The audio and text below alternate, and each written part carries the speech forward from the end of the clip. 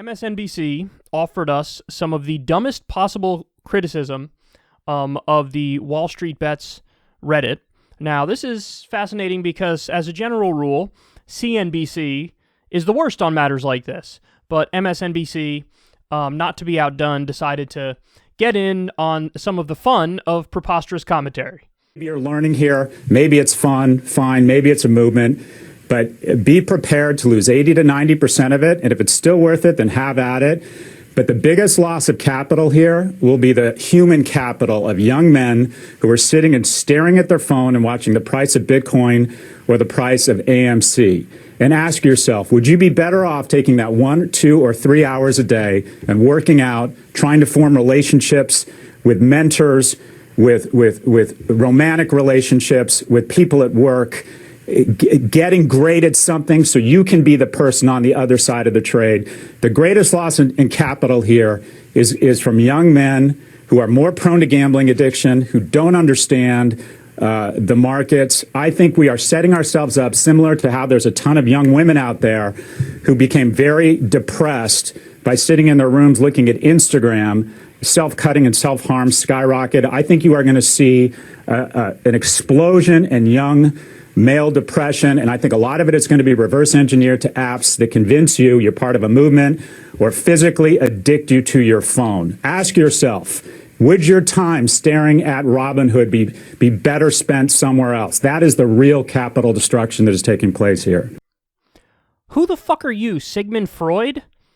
I mean, this is amazing because the last-ditch effort to attempt to get the Reddit people off of the ass of the Wall Street people is like psychoanalysis and character assassination.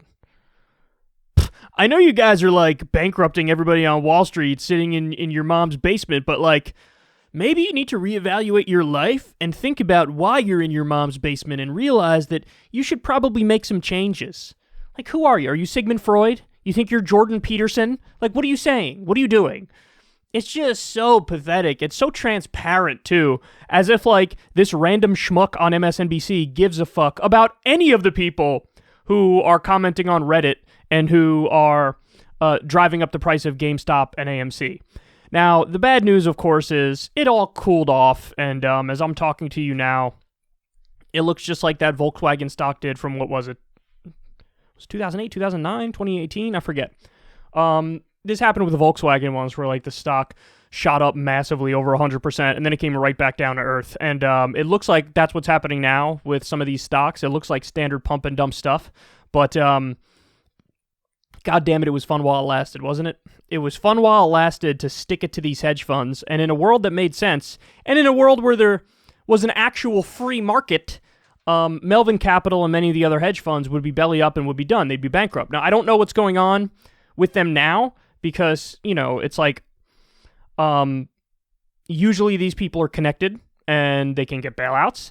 And they also have connections to other moneyed interests in high places. So they have access to capital in other ways. But fact of the matter is they lost $13 billion in the blink of an eye. So I don't know what's going to happen moving forward in terms of Melvin Capital and some of the other hedge funds. The tides now are shifted more in the direction of the hedge funds that were originally getting screwed.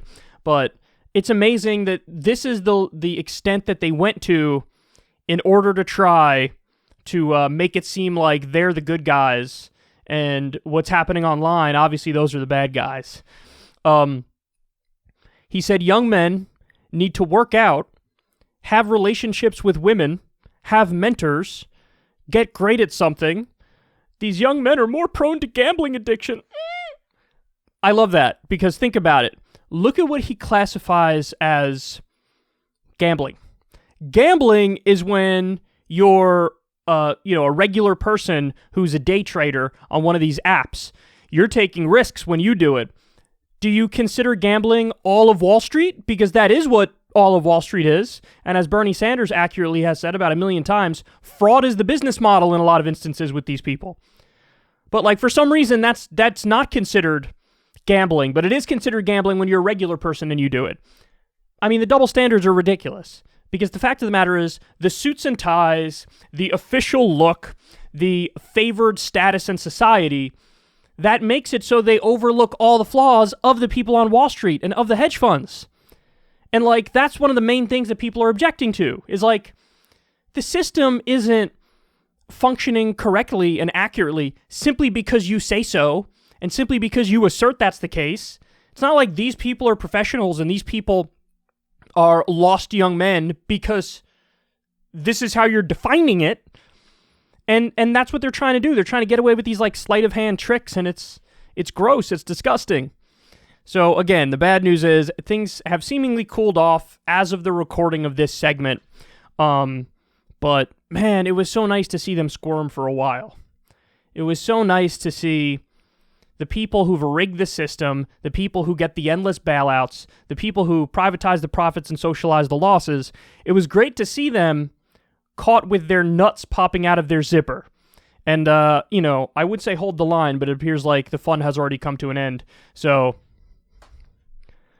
I would love to continue to find a way. Originally there was Occupy Wall Street, now there's Infiltrate Wall Street. I hope there's more infiltration to come because these people get what they deserve. And we're sick of the system being rigged in favor of the wealthy, in favor of the 1%, in favor of Wall Street and hedge funds. And basically any way to stick it to them, I'm in favor of within reason. In this case, it happened to be done by a bunch of people on Reddit who are like Elon Musk fanboys. Okay. But a more organized effort and a new kind of effort might be on the horizon, and I hope it is.